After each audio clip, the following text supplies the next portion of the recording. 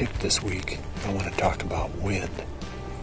More specifically, I want to talk about wind speed. And this morning, you can see my breath. The wind is just barely blowing. When I tried to figure out where I was going to hunt this morning, went outside, and it was a really light wind, almost no wind, like dead still. And on mornings like this, where you've got light and variable winds, it's usually a really good idea to stay away from your best spots because you don't know where your scent is going to go. You might go one direction for a few minutes and then wash back in the other direction for a few minutes. Next thing you know, deer in every direction know that you're there. It's best to have a steady wind. In fact, I like personally a 10 to 15 mile per hour wind.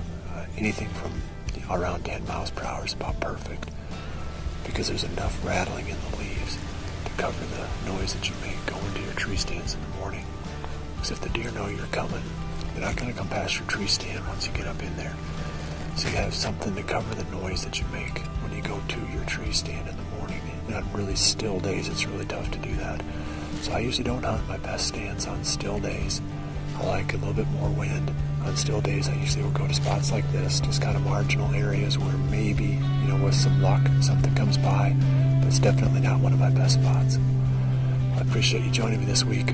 I'll be right back here again next week at AmericanHunter.org with another tip.